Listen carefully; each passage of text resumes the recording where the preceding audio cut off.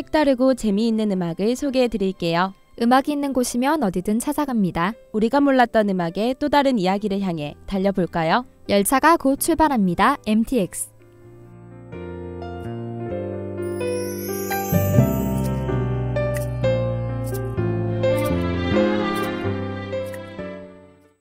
반갑습니다. MTX의 승무원 김민영입니다. 안녕하세요. 이선영입니다. 민영씨, 이것 좀 봐요. 이 사진은 선영씨 어릴 적 모습인가요? 네, 맞아요. 방 정리를 하다가 찾았어요. 정말 귀엽죠? 그런데 뭔가 분장을 하고 있는 것 같네요. 발표할 때 사진인가요? 7살 때 유치원에서 뮤지컬 그리스 발표회를 할 때 찍은 사진이에요.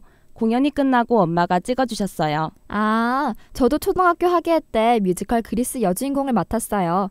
어렸을 적 다들 한 번쯤은 경험해보거나 들어본 적이 있는 뮤지컬이죠. 맞아요. 복고풍 의상을 입고 한쪽은 남자, 한쪽은 여자로 나뉘어서 춤을 추는 장면은 정말 유명하잖아요. 이 사진을 보니 오랜만에 뮤지컬 공연이 보고 싶어지네요. 그렇다면 오늘은 런던 뮤지컬 극장역으로 떠나볼까요? 와, 정말 신나요. 여러분도 얼른 타세요. 승객 여러분께서는 마크 스타일스와 니콜 드로렛의 썸머 나잇을 들으며 자리에 앉아주시길 바랍니다. MTX가 곧 출발합니다.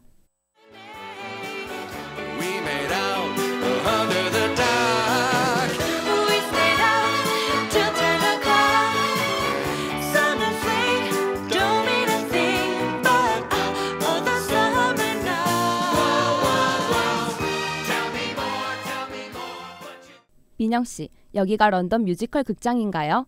중세 유럽풍의 고풍스러움이 물씬 느껴지네요. 그런데 뮤지컬을 보러 왜 여기까지 온 거예요? 한국에서도 볼 수 있잖아요. 런던이 뮤지컬의 본고장이기 때문이죠. 19세기 말 경제적 정치적 부강을 누리게 된 영국이 오락물을 만들어내면서 생겨났답니다. 처음엔 광대극을 의미하는 뮤지컬 화스에서 뮤지컬 코미디라는 명칭으로 불렸어요. 아, 그렇군요. 대중들이 낙천적이고 유쾌한 문화를 갈망하면서 대중예술로 뿌리를 내리게 된 거네요. 런던의 19세기 뮤지컬은 어땠나요? 런던의 초기 뮤지컬은 희극과 춤, 노래, 거기에 미녀들을 동원한 무대로 성공을 거두었어요. 이후 이런 문화가 미국으로 건너가 뿌리를 내리면서 본격적인 뮤지컬 양식으로 형성되었답니다. 영국의 초기 뮤지컬은 코미디적 요소가 짙고 미녀를 동원한 광대극이라는 점이 약간 서커스나 마술쇼 같은 느낌이네요. 하지만 뮤지컬 작곡가 제롬 커니 만든 쇼부트를 시작으로 이야기 구성과 등장인물, 춤, 노래가 발전하게 되었답니다. 미국으로 건너간 뮤지컬이 쇼적인 구성을 벗어나 연극적 플롯과 등장인물의 성격을 강조하게 된 상업 연극이 되었군요. 맞아요. 이런 뮤지컬에는 3가지 특징이 있어요. MTX를 여행 중인 승객 여러분, 혹시 알고 계신가요? 네, 민영씨. 갑자기 왜 승객들에게 질문을 하고 그래요? 바로 이것이 뮤지컬의 특징입니다. 뮤지컬은 무대 위의 배우가 관객을 끊임없이 의식하며 공연하는 프레젠테이션을 극이기 때문이죠. 아, 배우가 극 중의 상대보다는 관객을 향해 노래 부르고 또 관객이 여기에 박수로 답례하는 것을 말하는 거죠? 네, 맞아요. 제가 선영 씨하고만 대화를 하다가 갑자기 승객 여러분께 말을 건 것이 뮤지컬의 특징이랍니다. 민영 씨가 이렇게 설명해주니 재미있고 이해가 쏙쏙 되네요. 또 다른 특징은 뭔가요? 뮤지컬은 대중극이라는 특징을 갖고 있어요. 지적인 자극보다는 보고 듣고 즐길 거리를 찾는 관객들을 충족시켜주는 요소를 듬뿍 안고 있기 때문이죠. 초기 뮤지컬이 향락적이고 오락적인 것을 추구하는 데서 출발한 것과 관련이 있군요. 3번째 특징은 뭔가요? 뮤지컬은 약속이 필요한 극이라는 특징을 가지고 있습니다. 여기서 약속이란 극작가, 연기자, 관객이 묵시적으로 인정하여 주는 것인데 뮤지컬에서 이 약속을 제대로 알지 못하면 납득하기 어려운 경우가 발생하죠. 예를 들면 레미제라블에서 주인공끼리 싸우다가 노래를 부를 때 아니면 여주인공이 혼자 울면서 슬퍼하다가 노래를 부르는 경우를 말하는 거죠. 맞아요. 이런 극 중의 노래들을 뮤지컬 넘버라고 부르는데요. 이 뮤지컬 넘버를 세심하게 들으면 극의 흐름, 극중 배우의 감정 등이 잘 스며들어 있음을 알 수 있어요. 아, 그래서 연기 중에 노래를 부르는 것이 낯설지 않고 뮤지컬과 자연스럽게 어울려 관객들을 감동에 빠뜨리는 거군요. 맞아요. 선영 씨, 뮤지컬 넘버를 듣고 감동받은 적이 있나 봐요. 가장 좋아하는 뮤지컬이 뭔가요? 저는 캐츠와 미스 사이공을 좋아한답니다. 최고의 고양이를 정하는 고양이들의 밤 젤리클 파티가 주 내용인 캐츠. 일본 여자 초초상이 미국 해군 장교의 아이를 낳았으나 결국 사랑을 이루지 못하고 자결하는 미스 사이공은 아주 명작이죠. 민영 씨는요? 저는 오페라의 유령이 크리스틴에게 사랑에 빠지지만 결국 이루어지지 못하는 내용의 오페라의 유령과 빵 한 조각을 훔친 장발장 이야기를 다룬 레미제라블을 가장 좋아한답니다. 그러고 보니 민영 씨와 제가 좋아하는 캐츠, 미스 사이공, 오페라의 유령, 레미제라블이 세계 4대 뮤지컬이네요. 민영 씨 덕에 뮤지컬에 대한 지식을 재미있게 알게 된 것 같아요. 네, 새로운 사실을 알게 된 즐거운 시간이었죠. 노래 듣고 입으로 출발할게요. 프랭크 시나트라의 뉴욕 뉴욕.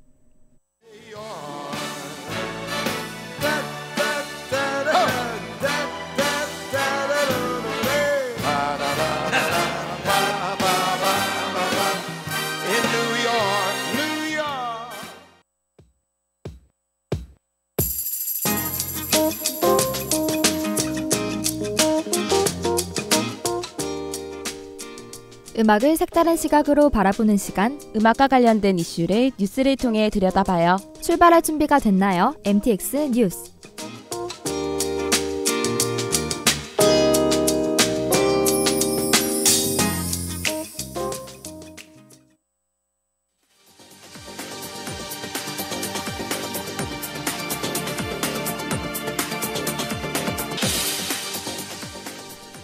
청취자 여러분 안녕하십니까?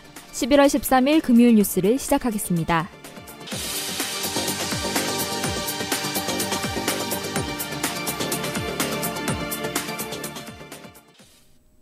취미생활로 영화 관람을 즐기는 분들이 많으실 텐데요. 하지만 비슷한 러닝타임에 색다른 공연을 즐길 수 있는 뮤지컬 관람객은 비교적 훨씬 적습니다. 어떤 이유 때문인지 이선영 기자가 취재했습니다. 1966년 예술적 요소를 갖춘 최초의 뮤지컬이라 할 수 있는 살짝이 옵서해를 시작으로 한국 뮤지컬이 활성화되기 시작했습니다. 이후 80년대부터는 브로드웨이 뮤지컬을 수입하며 국내 뮤지컬 시장이 형성되었습니다. 하지만 현재는 뮤지컬이 영화, 음악 콘서트 시장에 비해 비교적 쇠퇴의 길을 걷고 있습니다. 이에 대해 한 시민의 말을 들어보겠습니다. 남자친구랑 데이트를 하거나 가족들이랑 여가 시간을 보낼 때 영화를 보거나 가수들 콘서트를 가지 누가 뮤지컬 공연을 보러 가요. 가격도 막 10만 원씩 하고 비싼데 주변에 공연장도 없고요. 여가 생활로 즐기기에는 높은 가격대, 대중화되지 않은 성격 등이 한국 뮤지컬 시장의 쇠퇴를 야기하고 있습니다. 이상 다우뉴스 이선영입니다.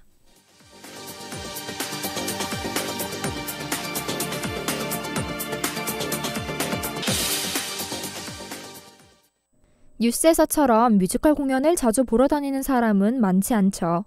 맞아요.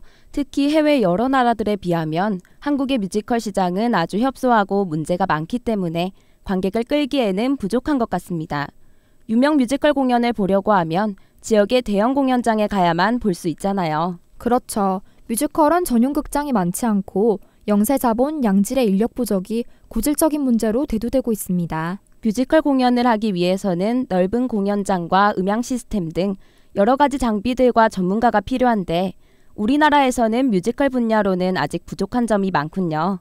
네, 하지만 안정된 자본력과 마케팅 네트워크, 홍보 능력을 갖춘 대기업이 공연 투자 및 제작에 참여함으로써 공연업계가 전문화, 조직화, 체계화되기 시작했어요.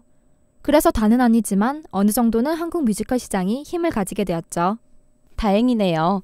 대기업 덕분에 앞으로는 공연장도 여러 지역에 만들어지고 홍보도 잘 돼서 많은 사람들이 질 좋은 공연을 볼 수 있겠군요. 덕분에 뮤지컬에 대한 대중의 관심도 높아지겠고요. 그러나 거대 자본이 창작 뮤지컬에 대한 투자보다는 자금 회수가 쉬운 수입 뮤지컬로 쏠리면서 국내 기획 제작사들의 과한 경쟁, 그로 인한 막대한 비용 지출, 티켓 가격 부담이란 문제가 발생했습니다. 우리나라의 창작 뮤지컬에 대한 관심이 높아져야 한국 뮤지컬이 더욱 예술성과 위상을 가지게 될 텐데 안타깝네요.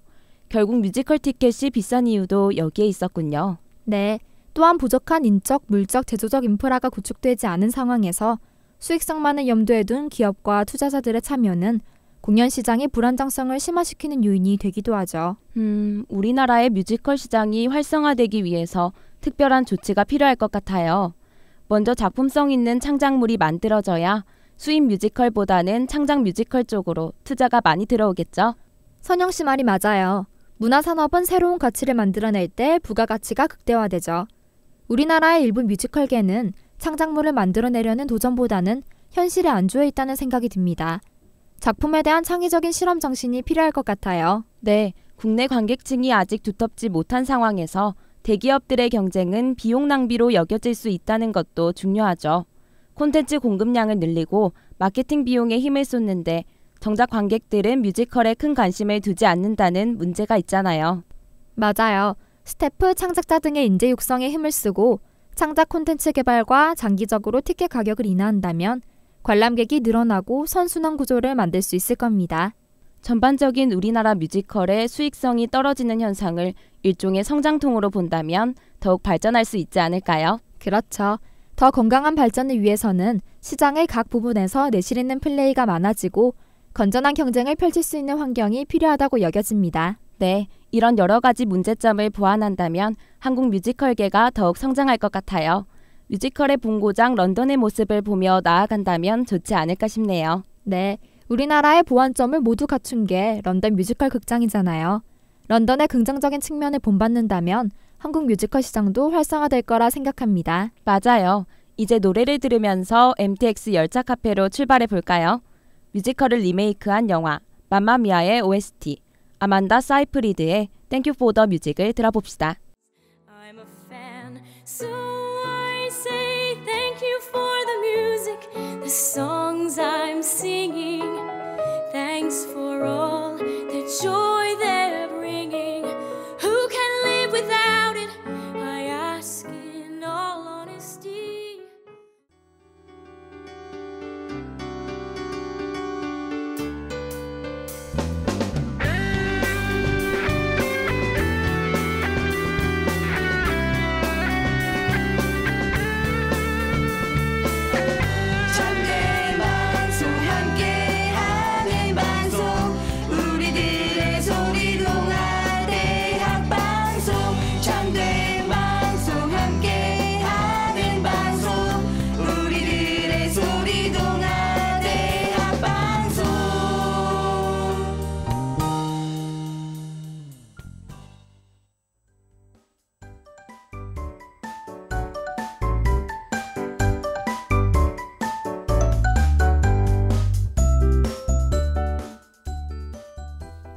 색다른 주제로 순위를 매겨보는 시간. 오늘은 어떤 노래가 1위일까요? 열차에서 작은 행복을 느낄 수 있는 MTX 열차 카페.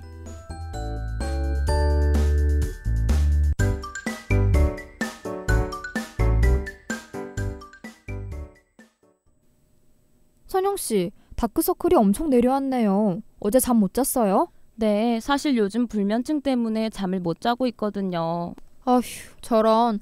잠자리에 들기 전에 휴대폰은 보지 말고 따뜻한 우유를 마시면 잠자는 데 도움이 될 거예요. 당연히 그런 방법들은 다 써봤죠.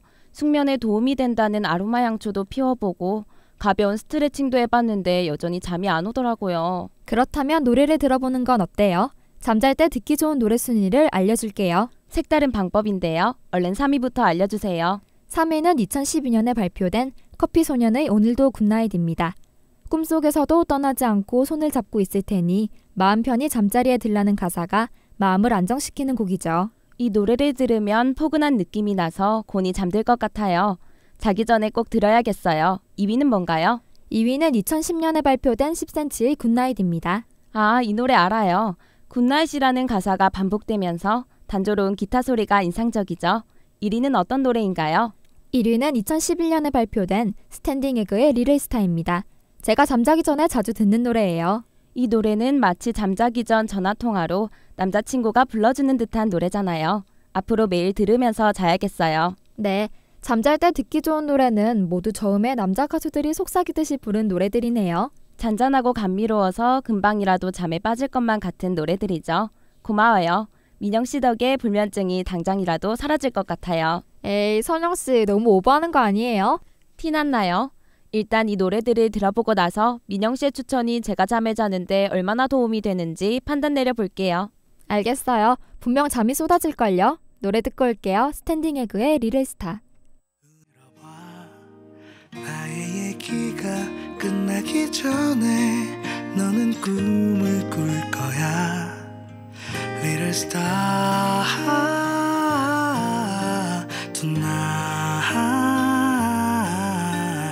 밤새 내가 지켜줘.